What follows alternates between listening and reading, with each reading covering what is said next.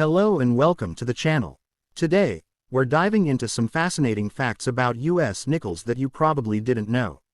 While they may seem like just another small piece of change, nickels have a rich history and a few surprising secrets.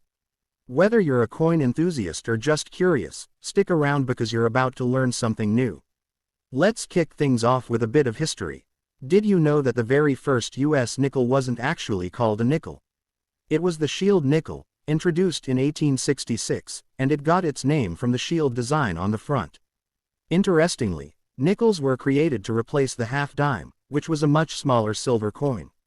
The decision to make nickels from a copper-nickel alloy was partly due to the rising cost and scarcity of silver after the Civil War.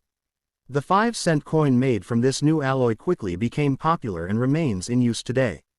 One of the most recognizable designs in U.S. nickel history is the Buffalo nickel, also known as the Indian head nickel, which was minted from 1913 to 1938. This coin features a Native American profile on the front and a buffalo, or American bison, on the back. But here's an interesting fact. The buffalo depicted on the coin was modeled after a real bison named Black Diamond, who lived at the Central Park Zoo in New York City. The artist, James Earl Fraser, reportedly chose Black Diamond because of his majestic appearance. Now, let's talk about wartime nickels. During World War II, the U.S. needed nickel for military purposes, so from 1942 to 1945, nickels were made with a different composition: 56% copper, 35% silver, and 9% manganese. These are often referred to as silver nickels, and can be identified by a large mint mark above Monticello on the reverse side. Collectors prize these coins not only for their silver content but also for their unique place in history. Speaking of mint marks, did you know that nickels were the first U.S. coins to display a letter indicating where they were minted? Before 1980, nickels from the Philadelphia Mint had no mint mark, while those from Denver had a D, and those from San Francisco had an S. During the wartime nickel era, the large mint marks were introduced to distinguish the special alloy coins, and even Philadelphia got a P mint mark for the first time. Another little-known fact about nickels is that their design hasn't always been set in stone. In fact, the Jefferson nickel we know today, featuring President Thomas Jefferson on the front and Monticello on the back, underwent a significant redesign in 2004 and 2005 as part of the Westward Journey series. These special coins commemorated the Lewis and Clark expedition and featured unique reverse designs, including images of a piece medal and a keelboat. The series was so popular that it renewed public interest in nickel collecting. Moving on, did you know that nickels are actually more expensive to produce than their face value? Despite being worth 5 cents, the cost to mint a single nickel has often exceeded that amount due to rising metal prices. This has led to debates about whether the composition of nickels should be changed to a cheaper metal. However, for now, the traditional copper-nickel alloy remains in use. Lastly, one of the most valuable nickels ever sold is the 1913 Liberty Head nickel.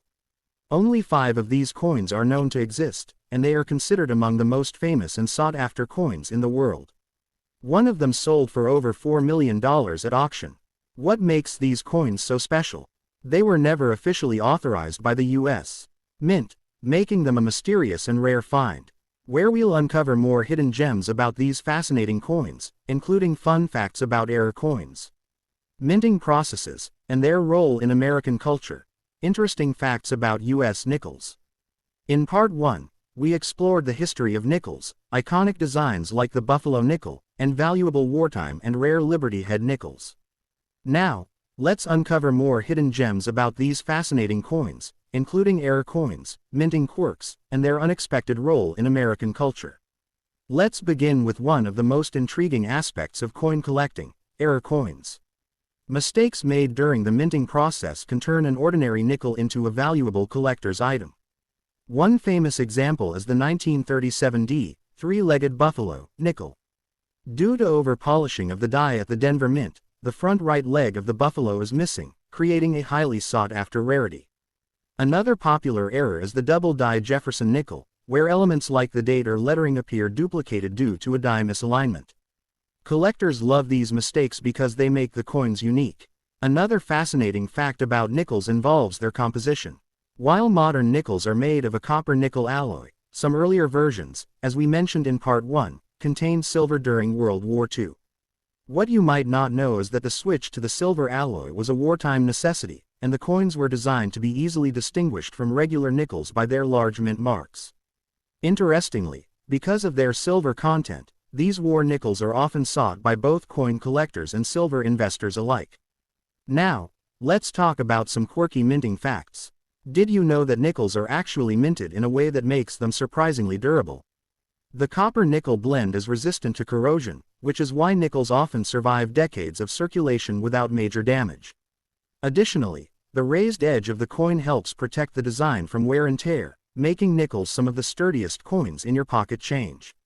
Nickels have also played a role in American culture beyond just being currency. For instance, during the Great Depression, the nickel was famously known as the cost of a subway ride in New York City. Even today, phrases like nickel and dime are rooted in the idea of small amounts of money, often with the implication of being charged for every little thing. And who can forget the phrase, not worth a plug nickel, which dates back to the 19th century when poorly minted coins with faulty metal plugs circulated. Another interesting cultural tidbit is the role nickels have played in commemorative designs.